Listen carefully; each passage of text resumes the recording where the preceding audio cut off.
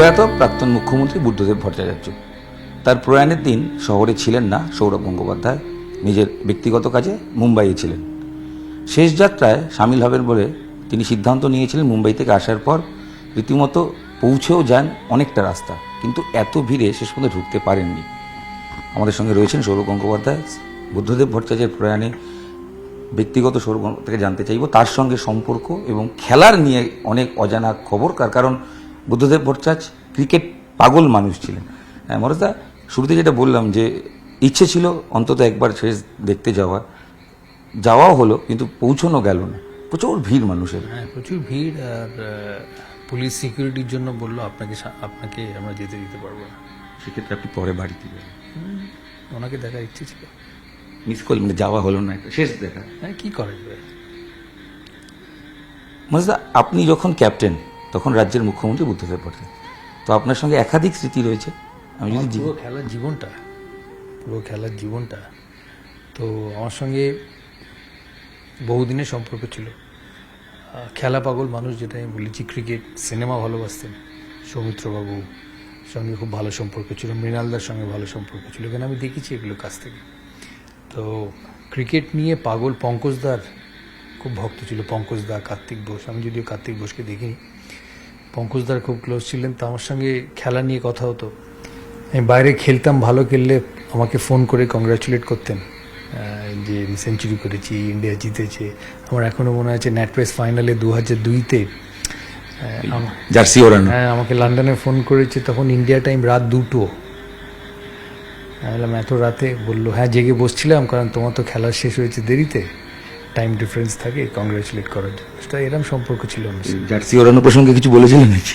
বলেছিলেন, সেটা হয়তো মনে নেই এখন এতদিনে, কিন্তু আমার এখনও মনে আছে যে উনি ফোন করেছিলেন কংগ্রাচুলেট করার জন্য। মজদা, আপনি যখন খেলছেন দেশের ক্যাপ্টেন, সাহারা কাপ যে তখন সাকসেস, বেশ কিছু মুহূর্তে অশোক ভট্টাচার্যের সঙ্গে মাধ্যমেও আপনার কথা হতো।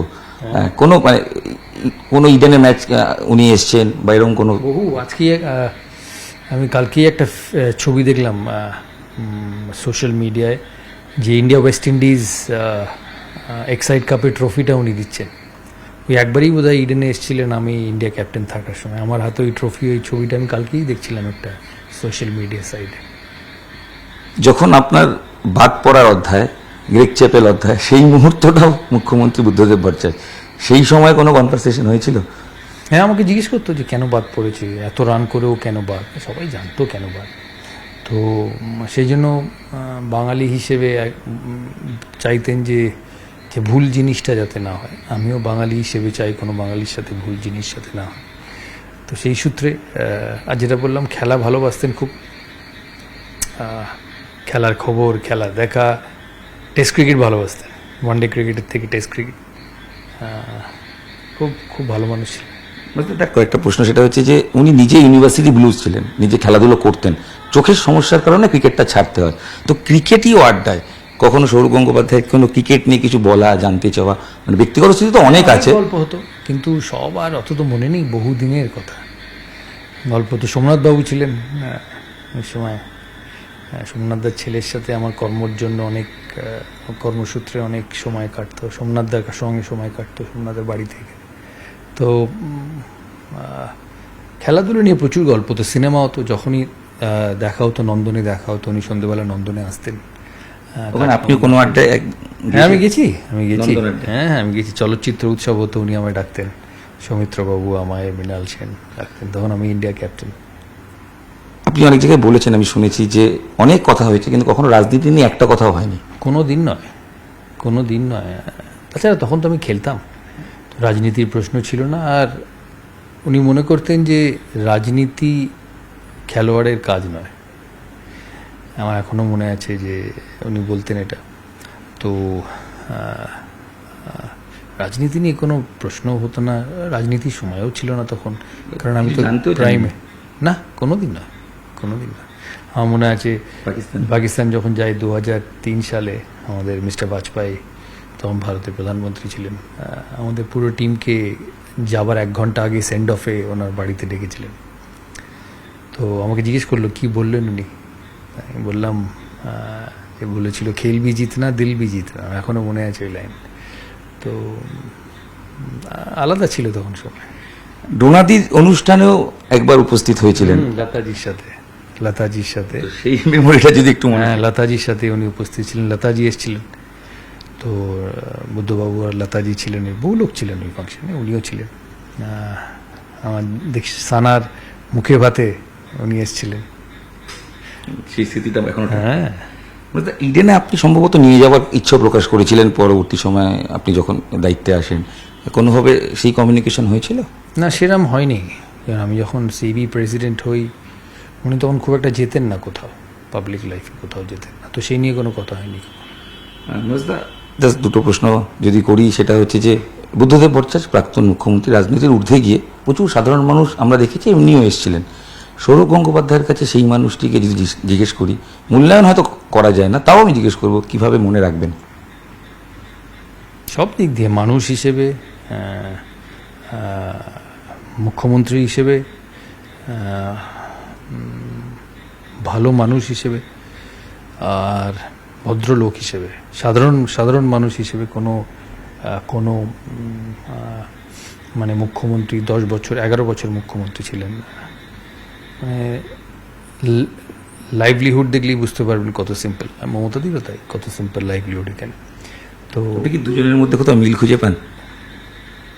দুজনে আলাদা, মানে লাইফস্টাইল বা নিজেকে? হ্যাঁ, লাইফস্টাইল সেম, সিম্পল লাইফস্টাইল দুজনের। তো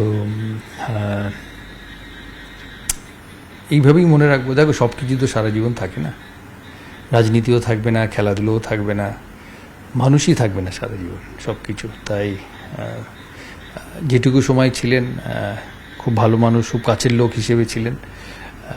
শেষ সাক্ষাৎ মনে আছে আমার? বহুদিন। আমি উডল্যান্ডসে গেছিলাম যখন উনি ভর্তি ছিলেন হসপিটালে, কিন্তু তখন তো উনি জানেন না আমি এসেছি, কারণ উনি তখন হসপিটালে, দূর থেকে দেখি। এমনি সাক্ষাৎ 2010, 11, 12 এই সময় সাক্ষাৎ হয়েছিল। মমতা, আপনি একটু আগে বললেন বুদ্ধদেব ভট্টাচার্য আপনাকে একবার বলেছিলেন যে খেলাধুলোর মানুষ, মানে আপনাকে ওভারঅল বলেছেন যে রাজনীতি আসা উচিত না, সেটা মনে হয় সৌরভ গঙ্গোপাধ্যায় সেদিন থেকে মাথায় রেখে দিয়েছিল। জাস্ট বলছি আর কি, বিভিন্ন সময় আপনার নাম তো অনেক সময় রাজনীতিতে জড়িয়ে যায়, এটা হয়। সেরকম কিছু নয়। আমি মনে করি যেটা যার কাজ, আমি বরাবরই বলেছি, রাজনীতির মানুষও দরকার, খেলোয়াড়ও দরকার, সিনেমার লোকও দরকার, ব্যবসার মানুষও দরকার। এই নিয়েই তো সমাজ। কোনো পার্টিকুলার একটা স্মৃতিও কি মনে আছে, মানে স্মৃতি যে কোনো একটা, কোনো কনভারসেশন? এই যে বললাম নেটওয়ার্ক সিরিজে আমাকে রাত 2টার সময় বললাম, আমি আজকে খুব খুশি, ইংল্যান্ডের মাটিতে ইংল্যান্ড হেরেছে। মানে ওনারা তো সাহেবের আমলের লোক, উনি 80 বছর, মানে ওনার জন্ম হচ্ছে 1944, মানে স্বাধীনতার আগে ওনার জন্ম। যদিও খুব ছোট ছিলেন তখন 1944-এ। তা ভারতকে স্বাধীন হতে দেখেছেন, তারপরে নিজে অ্যাক্টিভ রাজনীতি করেছেন, তো পলিটিক্যাল দিকটা খুব ক্লোজলি দেখেছে। ক্রিকেট নিয়ে আর কথা হওয়ার জায়গাও নেই, একটা আক্ষেপ শুরুতেই বললেন, সেটা রয়ে গেল, হয়তো শেষ দেখাটা হলো না। হ্যাঁ, ঠিক আছে, কি করা যাবে আর। ওনার আত্মার শান্তি কামনা করি। যেখানে আমি খুব খুশি উনি 80 বছর অবধি বেঁচেছেন, কারণ শেষ বয়সে খুব শরীর অসুস্থ ছিল। তাই 80 ইজ এ গুড নাম্বার। তো আশা করি ওনার পরিবারের সবাই শান্তি পাবেন যে 80 বছর অবধি ওনাকে দেখেছে। দেখো, যে কোনো নাম্বারই এনাফ নয় নিজের লোকের জন্য, কিন্তু 80 বছর অবধি বেঁচেছেন, এটাও আনন্দের একটা। মানে অনেকে বলছেন বাঙালি আনার একটা ছবি বুদ্ধদেব ভট্টাচার্য, মানে ওভারঅল এটা কি কখনো মনে হয়েছে আপনার? রাজনীতিতে বলছি না আমি, বটেই, বাঙালি তো বটেই, একদম বাঙালি, খুবই বাঙালি। Thank you. আমরা কথা বলছিলাম সৌরভ গঙ্গোপাধ্যায়ের সঙ্গে, তার বুদ্ধদেব ভট্টাচার্যের সঙ্গে পুরনো স্মৃতি পুরোটাই আমাদের সঙ্গে শেয়ার করলেন। ক্যামেরায় সুব্রত জানার সাথে ইরণ রায় বর্মন, নিউজ 18 বাংলা।